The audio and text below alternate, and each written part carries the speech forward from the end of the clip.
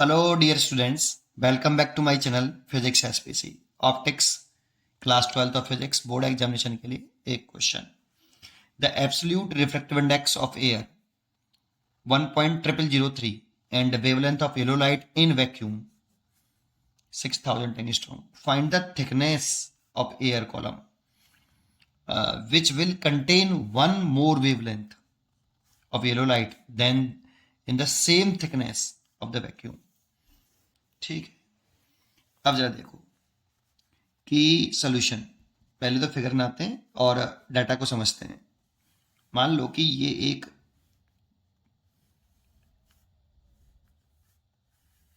Same thickness की दो column है आपके। ये सेम थिकनेस के दो कॉलम है। इसकी थिकनेस x है और इसकी भी थिकनेस x है, ठीक है नहीं। लेकिन ये एयर कॉलम है, ये एयर कॉलम है और ये वैक्यूम कॉलम है, वैक्यूम कॉलम, ठीक है।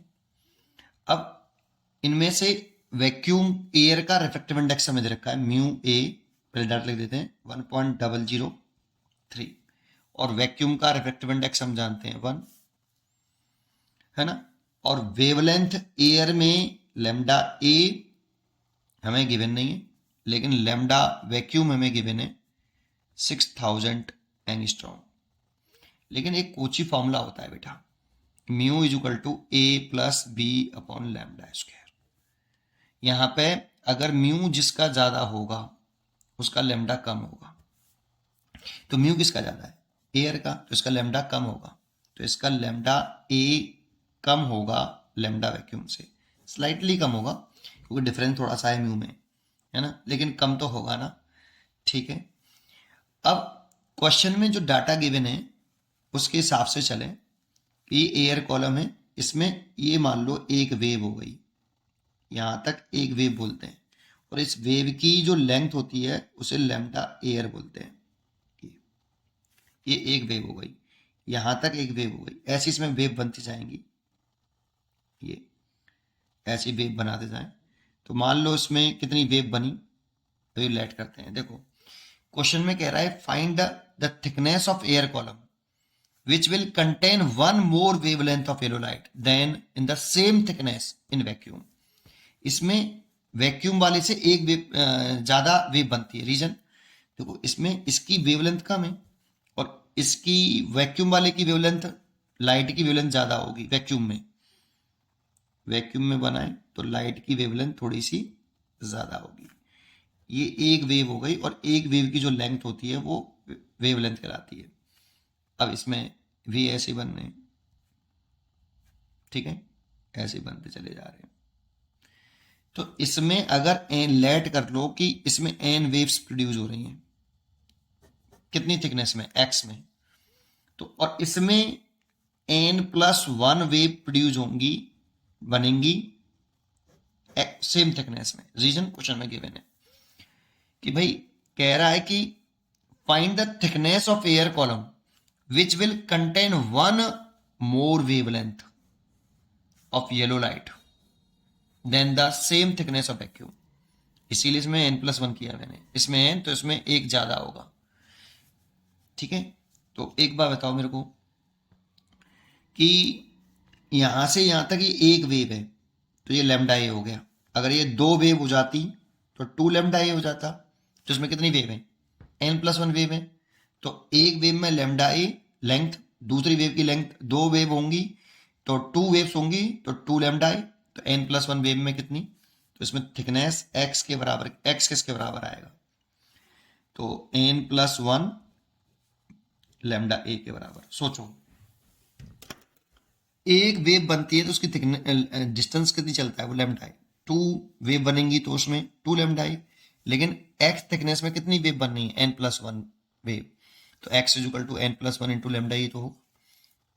सिमिलरली इसमें देखें, इसमें भी थिकनेस है x है, ये तो एयर के लिए बोला, एयर कॉलम के लिए। एंड वैक्यूम कॉलम में देखें, वैक्यूम कॉलम देखें तो x इज इक्वल टू, इसमें n वेव्स बन रही है और उसकी एक वेव की वेवलेंथ लैम्डा है, लैम्डा वी है, तो दो वेव की two lambda V, N wave की एन लैम्डा वी, तो एन लैम्डा वी, ये इक्वेशन नंबर 2 है ना। और ये दोनों देखो एक्स ये भी है, एक्स ये भी है, तो from equation first and second अगर इक्वल कर दें तो N plus one lambda A is equal to N lambda B. अब अगर मैं यहाँ पर लैम्डा बी तो मेरे को दे रखा है, इस लैम्डा एयर की वैल्यू कैलकुलेट कर लूँ, तो लैम्डा एयर कैसे कैलकुलेट करूँ, तो मान लो कि ये एयर है और नीचे वाला ये वैक्यूम है और लाइट ऐसे चल रही है, लेट कर लो ऐसे गई, ठीक है। तो हम क्या लिखते हैं, a mu vacuum is equal to mu vacuum upon mu air is equal to mu का स्पीड के साथ रिलेशन इनवर्स रिलेशन होता है, इसीलिए वी एयर आएगा और नीचे वी वैक्यूम आएगा is equal to frequency same होती है दोनों में, तो वी और एन लैम्डा होता है, N is a frequency, frequency same है इसीलिए lambda A over lambda vacuum.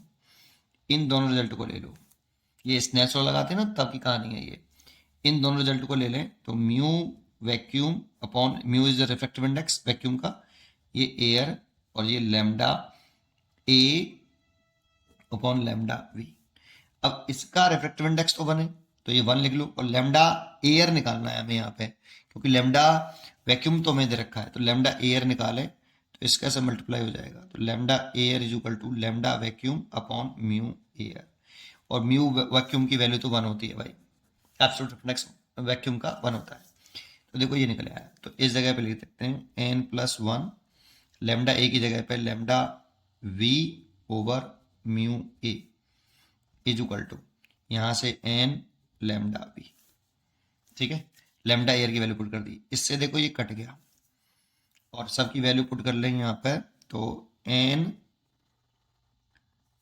Plus one is equal to इसका से मल्टीप्लाई कर लें एन इंटू म्यू ए, तो एन प्लस वन और एन तो एन है, म्यू ए की वैल्यू रखी है 1.0003, तो इस वाले एन को इधर ले आए तो 1 is equal to N common ले लें, एन कॉमन ले लेंगे तो 1.0003 माइनस 1, तो एन की वैल्यू 0.0003 इज इक्वल टू 1, तो एन इज इक्वल टू आ गया 1 अपॉन 0.0003, है ना, 3 जीरो है ना बेटा, हाँ पॉइंट उठा लेंगे तो 1 2 3 4 10,000/3 इतना एन आ जाएगा, और एन की वैल्यू थिकनेस निकालनी है तो इनमें से किसी एक में पुट कर दो, तो सेकंड में पुट कर देते हैं, रीजन लैम्डा भी हमें गिवन है 6000 एंगस्ट्रॉम, है ना, तो सेकंड में निकाल लो, पुट कर दो, फाइंड आउट द एक्स, है ना, तो फ्रॉम इक्वेशन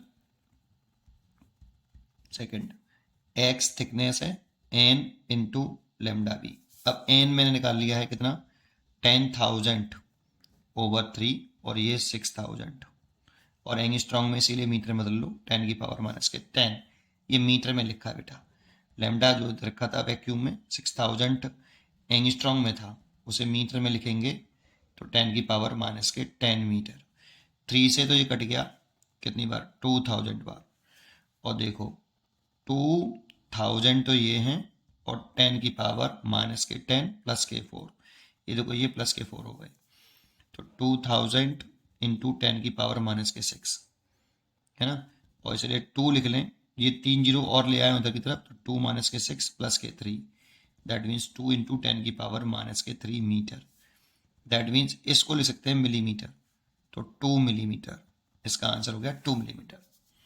उम्मीद करता हूँ कि आपको ये क्वेश्चन जरूर समझ में आया होगा, पढ़ते रहिए और खुश रहिए, थैंक यू।